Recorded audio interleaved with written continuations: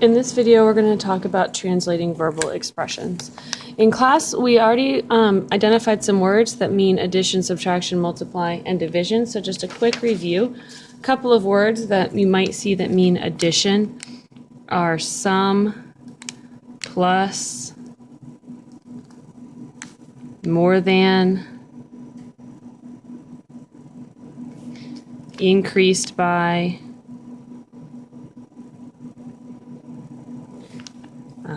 more, and gain.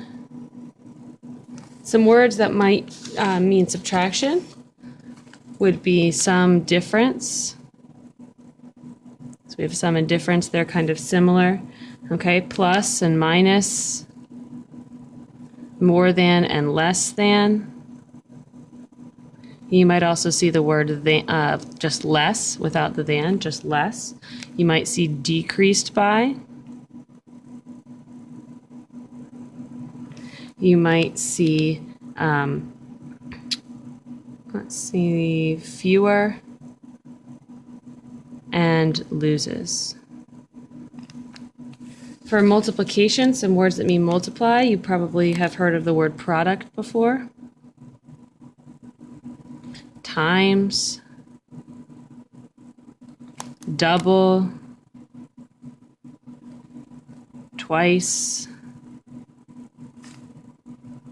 and multiplied by. And the word of usually means multiplication, but not always. And finally, some words that mean division. You've probably seen quotient.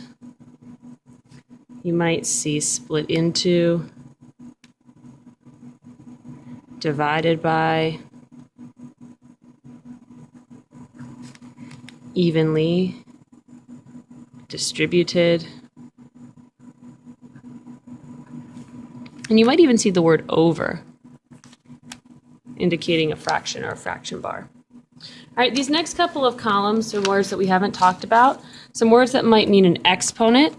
You might see to the power of. And there's an example of when the word of doesn't mean multiplication, it means exponent, so to the power of. You might see squared. That would be to the second power. And you might see cubed, which would be to the third power. And you might see raised to. Okay. Grouping symbols. So grouping symbols, those are your parentheses, your brackets, so on and so forth. You'll probably see the words the quantity of,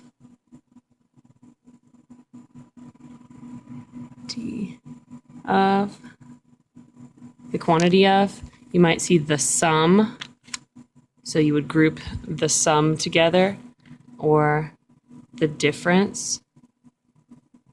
So for example, twice the sum, so you would have the actual adding inside parentheses, or the difference. Indicating a variable, those are our letters, X, Y, Z, A, B, or possibly a symbol, but typically it's a letter. You'll probably see a number. And when you see those words, a number, you're going to replace that with X or Y or Z, whatever variable you choose. And you might actually see one of the letters listed out, so twice X or the quotient of X in a number, something like that. And then words that mean you need to define an equation, so that means it has to have an equal sign. You might see, of course, equals. You might see is equivalent to. You might see just the word is. That's probably about it. All right, so some examples. It says translate each verbal phrase into an algebraic expression or equation. So the product of 3 and a number. The key word here is product, and product means times. So we know we're going to have to multiply. And a number means a variable. So the product of 3 and a number would be 3 times x. And usually we can write that as just 3x. We don't have to put any times symbol in the middle. Okay, the quotient, that means division, of -5 and a number, -5 times a number, and 8 is 1. So we know we're going to have some division. The quotient of -5 times a number, so -5 times a number, and the quotient is division. We use a division bar. And 8 is, so that means equals 1. So that one was an equation. 4 less than a number cubed. So when you see the words less than, that's a hint that you're going to need to think backwards. We don't use the 4 first. We actually use a number cubed first. So this would be n cubed, and we do 4 less than that. This is really tricky. This is the one that 7th grade students almost always mix up when we're learning it. So you've got to remember those words less than mean write it backwards. So we see the number cubed first, and you do 4 less than that. All right, 5 times the quantity of, that means we're going to need grouping symbols.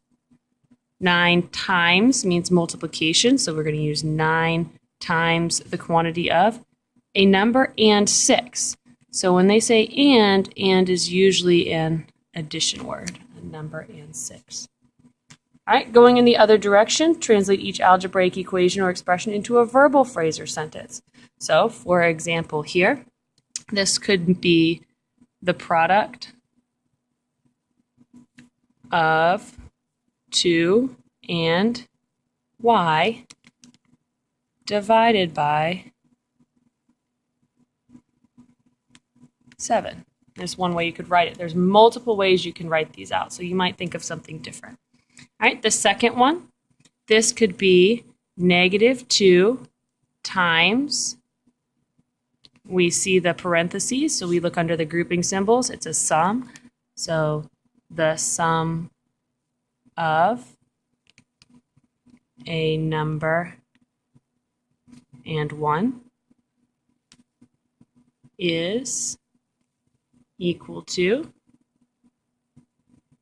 and it's equal to 5. Okay? Example 3, we're going to try and use those words less than and get a little bit more practice. So this would be 1 less than